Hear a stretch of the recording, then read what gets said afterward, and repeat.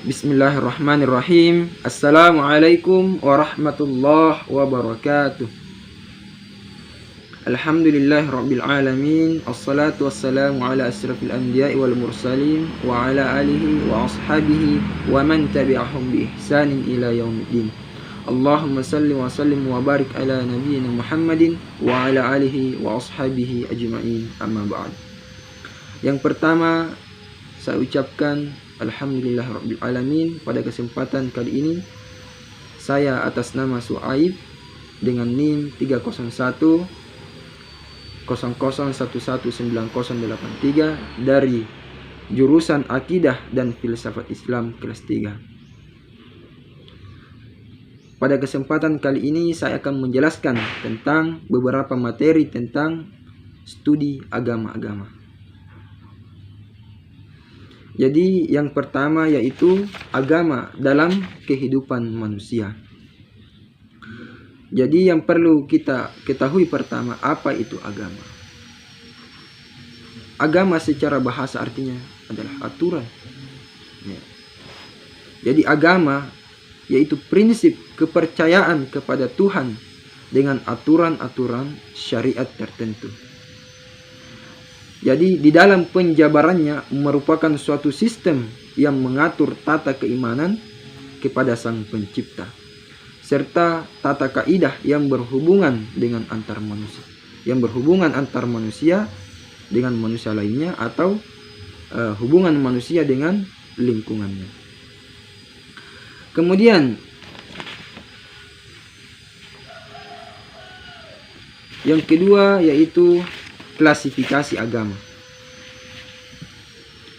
Klasifikasi agama terbagi menjadi dua, yaitu ada yang disebut dengan agama samawi atau agama langit, ada yang dinamakan dengan agama budaya atau agama bumi. Jadi agama samawi yaitu agama yang dipercayai, diwahyukan oleh Tuhan melalui malaikatnya, kemudian kepada utusannya yang dipilih dari kalangan manusia. Kemudian yang kedua adalah agama budaya atau non-wahyu. Disebut juga dengan agama bumi. Artinya agama yang bersandar semata-mata kepada ajaran seorang manusia yang dianggap memiliki pengetahuan tentang kehidupan dalam berbagai aspek secara mendalam. Kemudian yang ketiga, studi agama dan metodologi studi agama-agama. Jadi studi agama adalah suatu kajian sistematis dan metodologis terhadap agama-agama yang ada sebagai kajian yang terbuka dan netral. Jadi studi agama mengkaji baik dari segi asal-usul keberadaannya sebagai suatu sistem kepercayaan atau keyakinan dalam konteks hubungan antar agama. Kemudian metodologi studi agama-agama.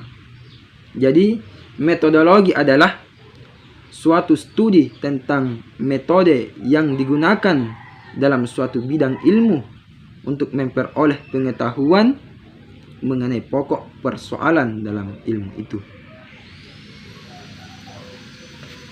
Jadi metode-metode atau langkah-langkah yang bisa kita lakukan, yang pertama kita gunakan metode teologi, kemudian yang kedua metode historis, yang ketiga metode fenomenologis, yang keempat metode sosiologis, yang kelima metode antropologi, dan yang terakhir metode psikologis. Kemudian selanjutnya yaitu sejarah perkembangan studi agama di dunia barat. Yang pertama pada masa Yunani kuno, yaitu sekitar abad ke-15 sampai abad 16 Masehi. Dari segi kepercayaan Yunani sampai Romawi yang bersifat politeistis, maka karakter agama atau studi agama pada saat itu menggambarkan religiusitas masyarakat yang bersangkutan.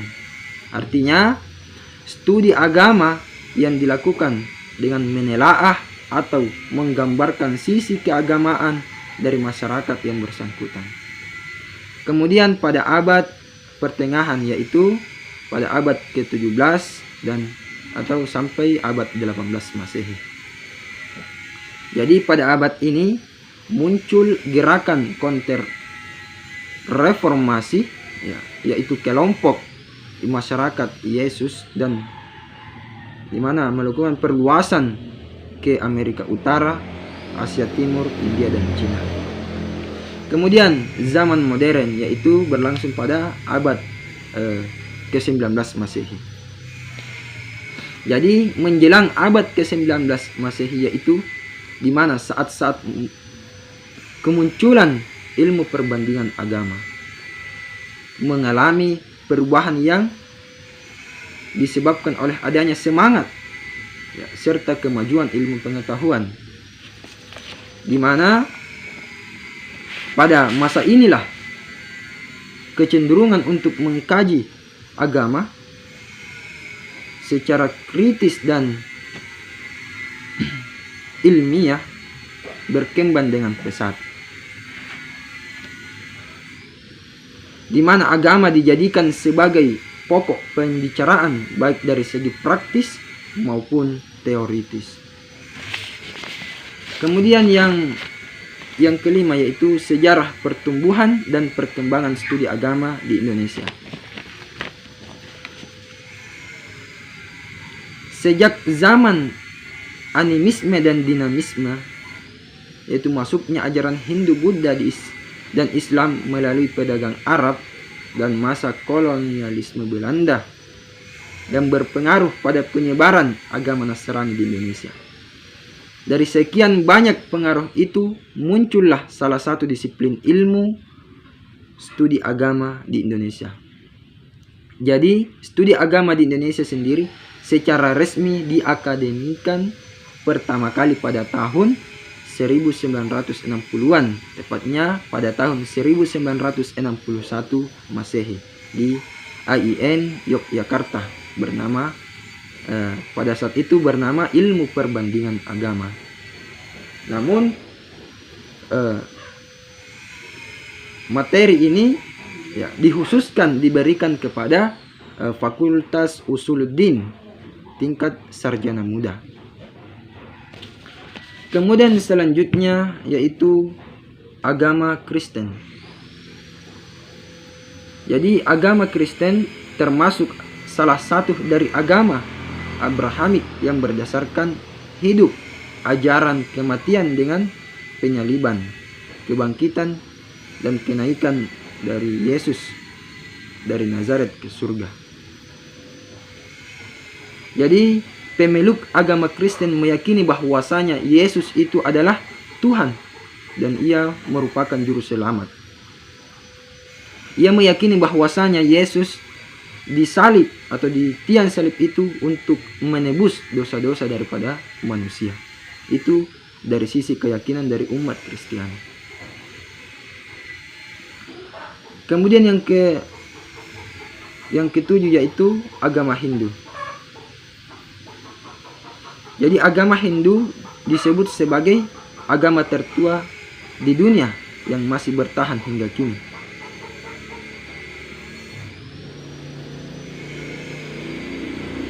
Dan umat Hindu menyebut agamanya sendiri sebagai Sanatana Dharma, artinya Dharma abadi atau jalan abadi. Agama ini menyediakan kewajiban kekal untuk diikuti oleh seluruh umatnya tanpa memandang strata, kasta atau sekte seperti kejujuran, kesucian, dan pengendalian diri. Kemudian karakteristik dari agama Hindu ini, yang pertama,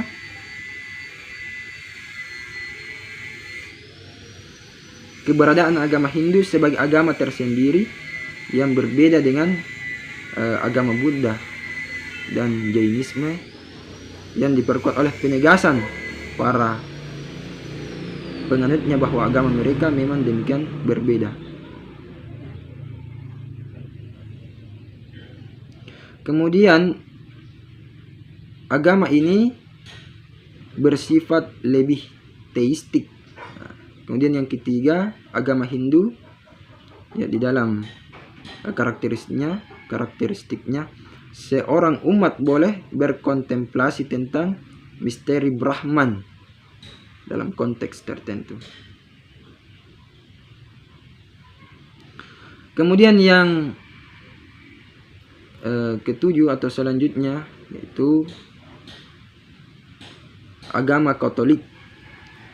Jadi kata Katolik berasal dari kata atau sifat bahasa Yunani itu Katolikos, artinya universal.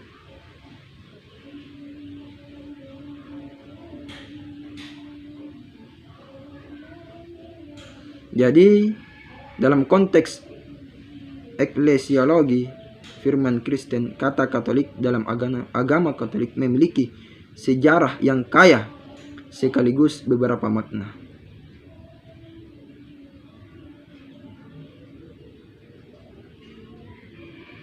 Ya. Kemudian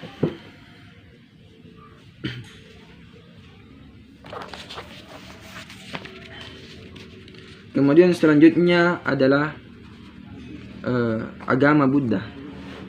Jadi agama Buddha adalah suatu agama yang berdasarkan pada ajaran yang telah berusia 2540 tahun yang berasal dari anak buah benua India. Ya. Jadi ajaran ini ditemukan dan diajarkan oleh Siddhartha Gautama.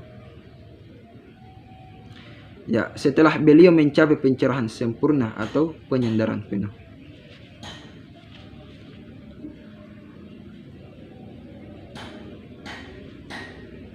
Jadi yang menjadi pertanyaan di sini, apakah agama Buddha percaya akan adanya Tuhan? Jadi kita lihat konteks apa yang dimaksudkan dalam hal ini. Jadi hal ini tergantung pada pengertian kata Tuhan yang dimaksud. Jika pengertian kata Tuhan yang dimaksud adalah sosok pribadi, pencipta dan penguasa alam semesta yang menentukan kehidupan manusia, maka agama Buddha tidak mempercayai adanya Tuhan yang seperti itu. Tetapi jika pengertian dari kata Tuhan adalah hanya sebatas suatu kekuatan atau kekuatan yang lebih tinggi dari kekuatan manusia, maka atau seperti hukum alam, maka agama Buddha mempercayai tentang kata Tuhan ini. Kemudian yang terakhir adalah agama Konghucu.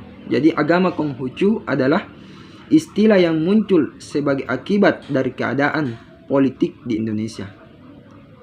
Jadi agama Konghucu lazim dikaburkan makna dan hakikatnya dengan Konfusianisme sebagai filsafat. Ajaran dari Konfusianisme adalah rujian yang berarti agama dari orang-orang yang lembut hati, terpelajar, dan berbudi luhur. Demikianlah penjelasan tentang materi studi agama-agama. Dan saya akhiri dengan ucapan wabillahi taufiq wal hidayah. Wassalamualaikum warahmatullahi wabarakatuh.